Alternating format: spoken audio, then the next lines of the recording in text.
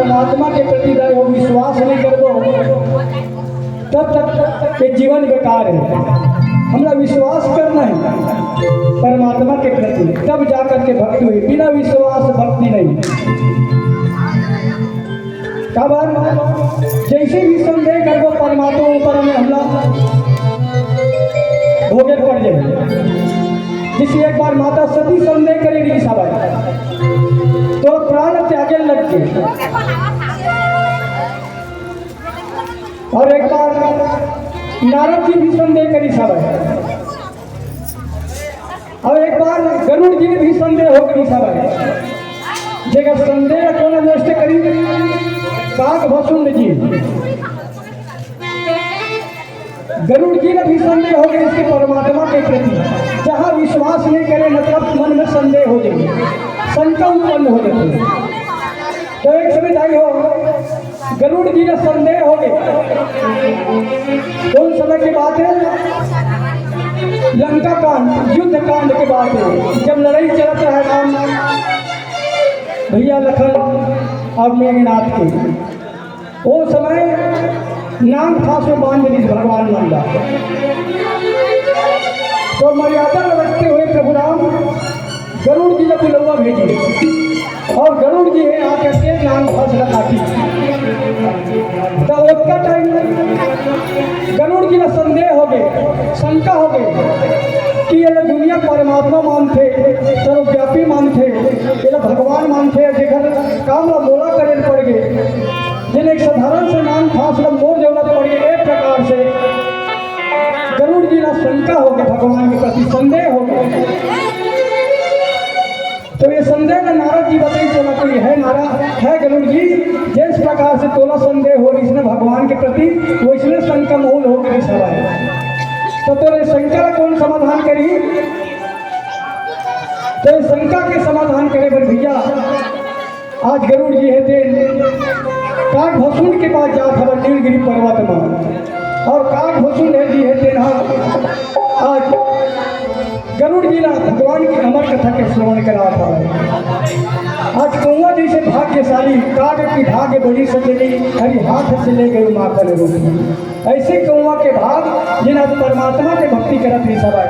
और आज भगवान की अमर कथा ला गरुड़ जी ने सुनी सभा भैया, तब जाकर के गरुड़ जी के संदेह दूर हुई सभा। तो विश्वास करने हमें परमात्मा के प्रति, तब जाकर के भक्ति भजन हो नहीं। काबर बिना विश्वास के भजन कीर्तन नहीं हो सके। तो हमारा भजन कीर्तन करना है, मन साफ रखते। जैसे कपड़ा गंदा होता था कमर साफ कर बताई वो माता राम, जब कपड़ा गंदा हो जाता कहाँ साफ होती? निरमा साबुन से है ना, एक से एक निरमा साबुन आए वहाँ साफ कर देता है। तो ये मन जब गंदी हो जाए कहाँ साफ हो, कहाँ साफ होता है?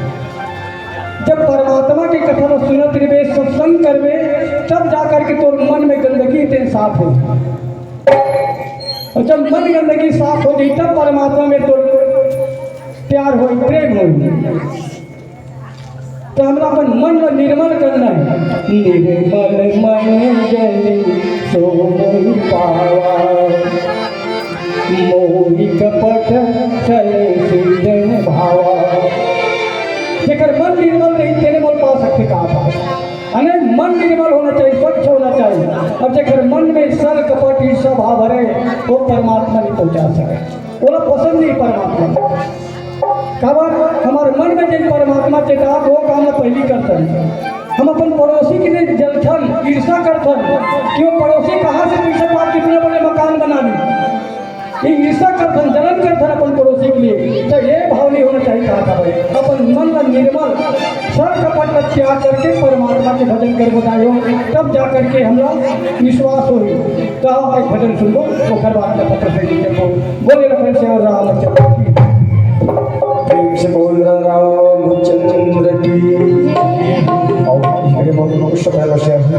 आपण परम सामान्य परमेश्वर साहू उर्लावान आपके तरफ से सादर 21 रुपये से बहुत बताना जो दत्ताली भैया बोल लखन रामचंद्र की। और आप श्री गणेशाय नमः श्री सुरेश कुमार साहू पूर्व उप सरपंच ग्राम पंचायत लोकेशन आपके तरफ से सादर राजभक्त में बहुत बहुत धन्यवाद और तारीफ का निवेदन चाहूंगा और आप श्री दूसरीराम यादव आपके तरफ से भी सादर विश्वभक्त सपना से बहुत बहुत धन्यवाद साधुवाद आप श्री रूपू राम साहू आपके तरफ से भी सादर विश्वभक्त सपना से बहुत बहुत धन्यवाद साधुवाद और आप परम सर्वेश्वर फिरंगी राम साहू की स्मृति में दीप नारायण साहू के तरफ सादर 21 वर्ष में बहुत बहुत धन्यवाद जोरदार ताली देकर बोलकर चंद्र की रामचंद्र की जय हो।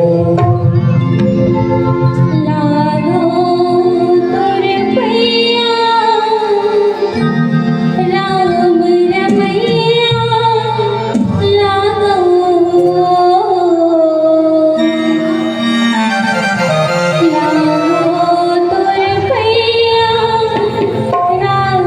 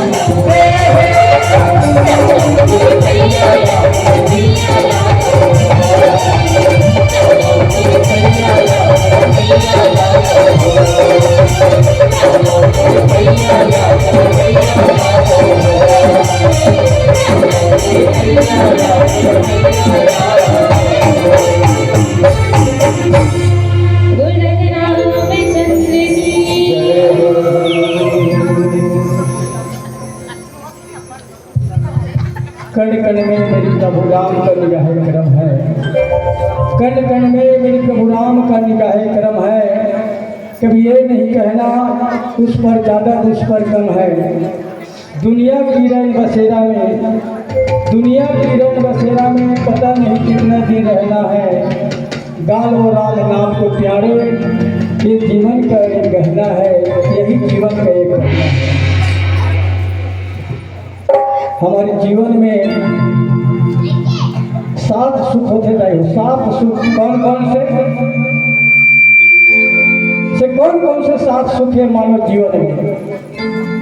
पहला है निरोगी काया, दूसरा घर में माया, तीसरा कुलवंती नारी, और चौथा पुत्र हो आज्ञाकारी, पांचवा स्वदेश हो आशा, और छठवां स्वराज हो राजा, और सातवां संतोषी जीवन, ऐसा हो तो धन्य हो जीवन। ऐसे 7 सुख हमारे मानव जीवन में बताया है। निरोगी काया मतलब स्वच्छ शरीर रहना चाहिए, बीमारी नहीं रहना चाहिए, तब जाकर शरीर का सुख मिले। घर में माया, अनेक घर धन संपत्ति से भरे रहे, तब जाकर के सुख मिले। तीसरा कुलवंती नारी मतलब अच्छा बहू में आ जाए घर में, अच्छा सुशील आज्ञाकारी, तब सुख मिली, शांति मिली शरीर में।